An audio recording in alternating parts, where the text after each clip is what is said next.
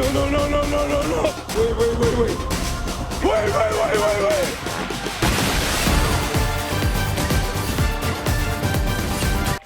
Hi, how are you? Behold the god of thunder!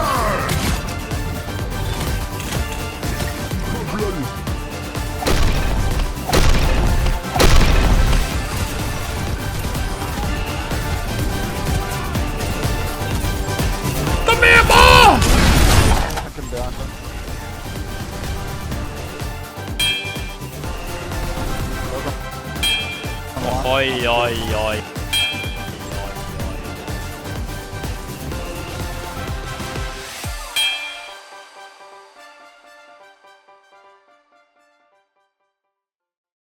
Hero shooters are fun. I don't think I'm saying anything crazy when making this statement. Hundreds of thousands enjoy this subcategory of shooters. You have Marvel Rivals with a crazy 88,000 monthly player base. Overwatch with a lower but respectable 41k per month player base. Even Paladin, a game that most people have forgotten about, me included, it still keeps a decent 1,000 players per month. I've been playing this type of games consistently throughout the years. I started with Paladins because I didn't have money to buy Overwatch. I then moved to Overwatch 2 when it came out, played it until I got bored of it. Finally, I've been consistently playing Marvel Rivals, making sure the vibes are always up. If you know, you know. So, I was thinking, what if Supercell went out of their comfort zone and did a hero shooter with their characters?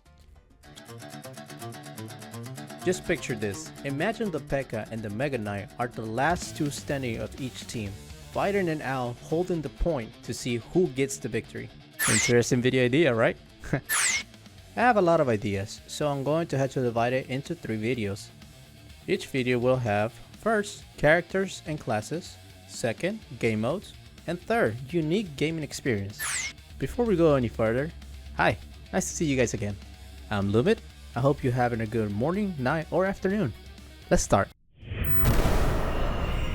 When I first started brainstorming ideas for today's video, I came up with a lot of ideas for different maps, game modes, and even where to put each character, as far as classification, whether they're gonna be a tank, DPS, or a strategist. I had too many ideas, I think, so I decided, again, to divide everything into 3 categories.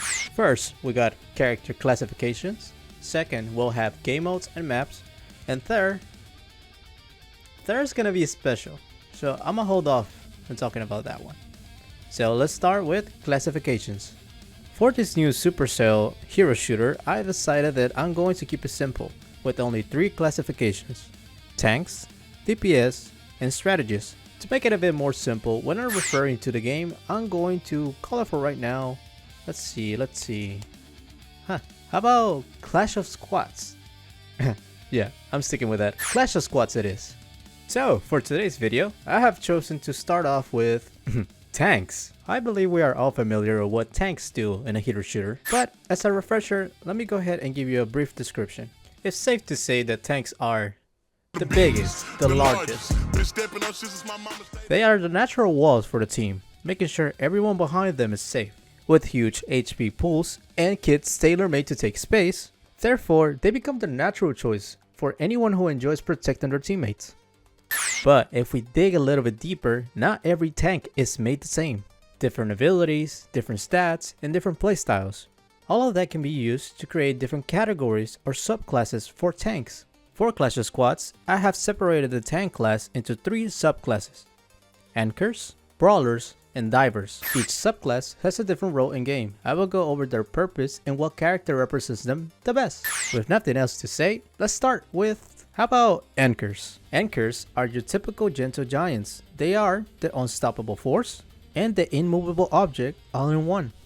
They are your team defenders with lots of HP and shield abilities. Their ability kits are all based around covering large areas and absorbing damage. Good example from other games are Reinhardt from Overwatch or Magneto from Marvel Rivals. So for Clash of Squads, the first character I have chosen to represent anchors is the Barbarian King. Although I will have to make some changes because the Barbarian King doesn't really translate too well to be an anchor.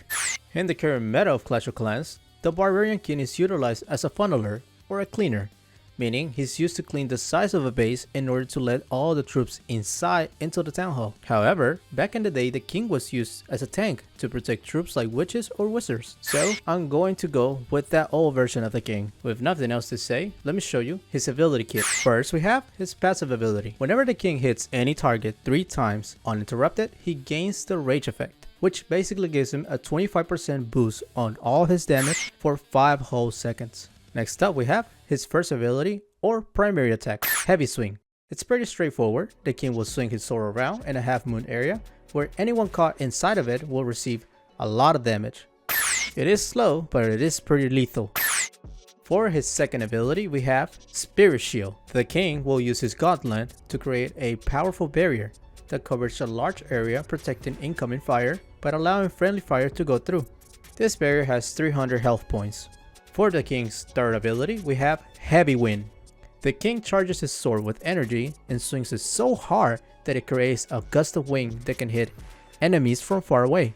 It does take a bit of time to charge it up, and it is complicated to hit accurately. But if it connects, it's going to not only do a great deal of damage, but also slow down the enemy that gets hit. The king will only have 3 shots at any given time.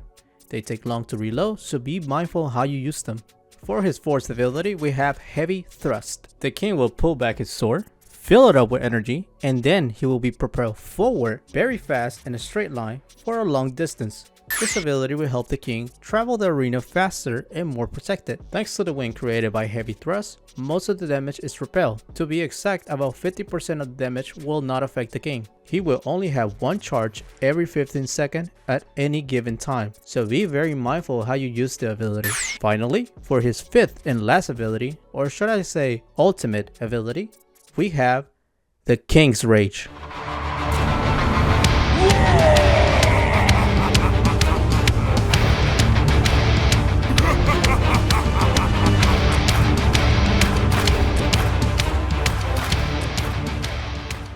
After filling up a meter, the king gets access to his ultimate, where he's gonna gain 25% more HP, 25% more damage, while offering his teammates inside of his rage zone 20% more damage. The Barbarian King is pretty basic as a hero. His design and his abilities are nothing too crazy. He's the perfect hero for any newcomers. Thanks to being so basic, the Barbarian King will be my baseline on how I'm going to balance the rest of the tanks. The king will have a 500 HP pool and will do 50 damage per hit with any of his primaries. For his movement speed, he's going to be a medium to slow pace. Also, I need to mention that ultimates work differently than regular abilities. Instead of a timer, you will gain ultimates through a point system. You will gain points doing any of the next actions, doing damage and getting KOs, healing yourself or healing others, absorbing damage, or staying on the objective. So yeah, this is my baseline for all tanks.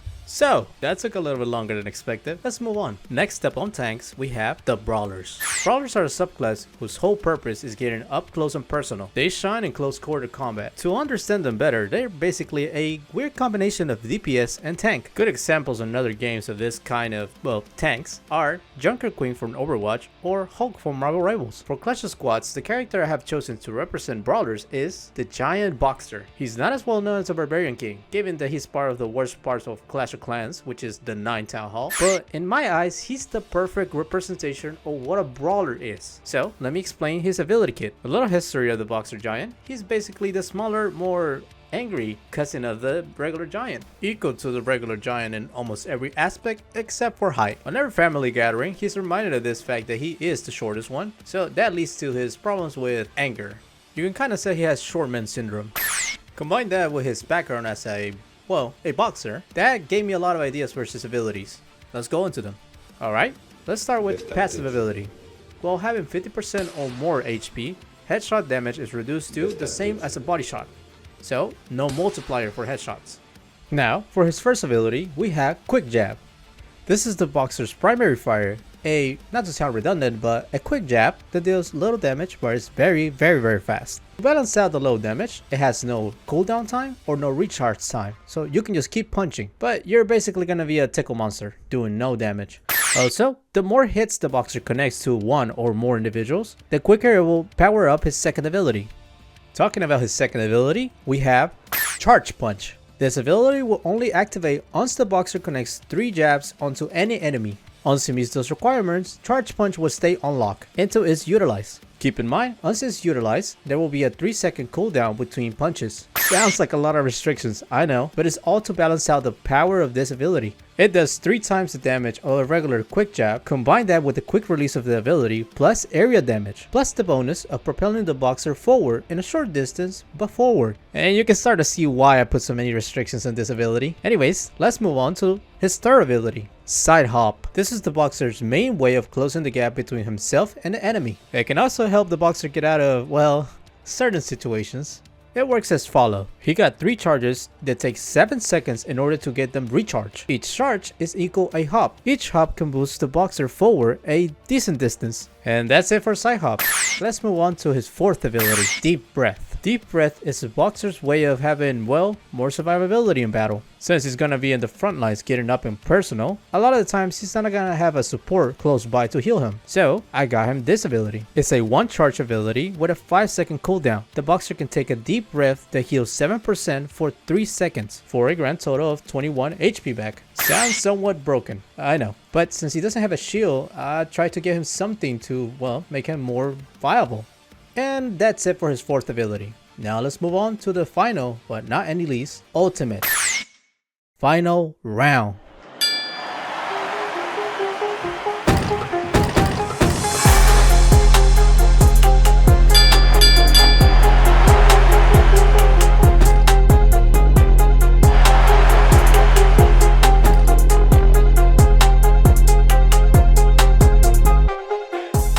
After filling up his ultimate meter, the boxer gets access to Final Round. When the ultimate gets activated, the boxer is surrounded by a golden shield that reduces all damage in half. Also, as a bonus, it takes away the restrictions of Charge Punch. Now you can spam it away every 3 seconds. A little bit broken, yeah, I know. Now, let's move into his stats. HP is 750, Quick Jab damage per hit is 30, Charge Punch is 90 per hit, and a splash damage area of 60. And ultimate is 120 charge up points and medium pace. He's kinda chunky, so he's not gonna go anywhere too fast without his abilities. As you can maybe see, I made the boxer a little more beefy than the king. That's mainly due to the lack of shield. The extra bulk plus the better movement and the added healing abilities, I think the boxer is gonna be awesome when it comes to dealing with DPS and other tanks. This will help create space that the anchors can take advantage of, and the divers will get more coverage to deal with the backline.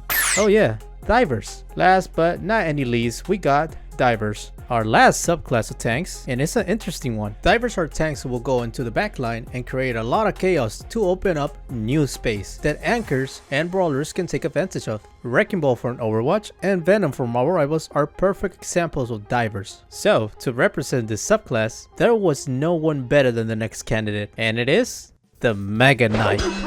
The Mega Knight needs no introduction, to be honest. We are all very aware of how OP and disrupting he can be. Let's instead just move on to his ability kit. First off, passive ability. 50% of speed boost on movement and ability cooldowns when health is under 30%. Now, for his first ability, we have Spike Ball. It's a medium speed melee attack that does 40 damage per hit with a splash area effect that deals 30 per hit. No cooldowns for this ability. Ability numero 2.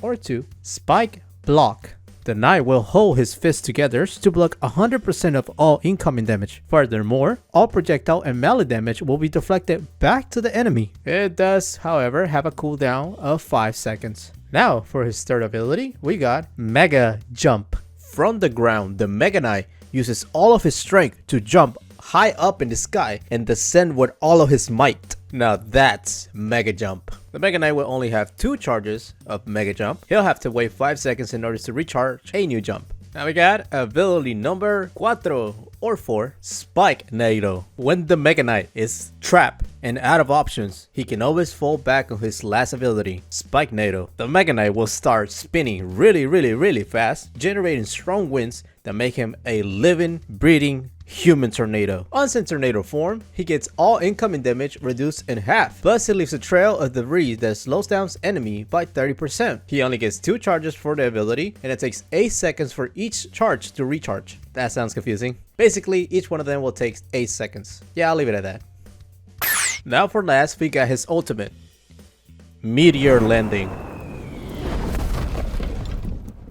Once the ultimate meter is filled up to the top, the Mega Knight charges a super jump. It's high into the air and lands with a lot of strength into the first victim available, causing a huge 100 damage on impact, slowing down all enemies inside a radius by 30% for 5 seconds. Now we got stats. Health points or HP will be 600. Spike ball damage per hit is 40. Attack speed is somewhere in between the Boxer and the Barbarian King. And the ultimate is 110 points to charge it up. That's the Mega Knight, the mobile wrecking ball. I basically designed the Mega Knight to be, well, the poster boy for divers and what the diving tanks should be. With multiple options to move around, combined with a high HP pool and shielding abilities, he's well prepared to go around and annoying the supports in the backline. And that's all for characters. Now we're gonna move on to game modes. Just like every other hero shooter, you're gonna have modes like Control or Escort or a hybrid of both. But I wanted to give it a little twist in some of those modes. For today's video specifically, I wanted to change around the mode of Push. I present to you guys Sparky Push, a new version of Overwatch's beloved push mode. Most of the rules stay the same. 2 teams, teams of 6, 5 for control to push Sparky to the enemy side. So far so good, but here's the twist. To explain myself better, let me divide both teams into team 1 and team 2, okay? Okay, now, for let's say the team 1 grabs Sparky and they go into teams 2 area. In order to move forward into the end of teams 2 area, they will need to destroy 3 landmark areas, and the same other way around. How will they destroy it? Well, they need to get Sparky to those areas and Sparky will take care of the rest. The Sparky will not move forward unless that target is destroyed. Once all 3 targets are destroyed and you make it to the end, you win. Or whoever gets the most targets destroyed, they win. Or let's say you both have 3 targets destroyed, whoever is closest to the finish line, you win. Well, and that's all for today's video. I hope everyone enjoyed it and that maybe, I don't know, I piqued your interest for the next 2 videos I have. On the next one, we'll be focusing on either supports or DPS. Not quite sure which one yet. Just stay tuned to the channel. Well, I'm also going to be showing, well, new modes that I twisted around to make them different and a little more entertaining. Plus, I have 2 new features, very important features, that I'm going to be adding on the next 2 videos. One, I'm going to keep it quiet for right now, but the second one is pretty interesting. It's a PvE mode. Stay tuned for that one. If I picked your interesting, stay tuned to the channel, because there will be a lot more than just Clash of Clans and Clash Royale. After I finish up with the next 2 videos, we'll be moving on to something interesting. And that's all for today. Hi, my name is Lumit. I hope you guys will have a good morning, night, or afternoon. See you guys next time.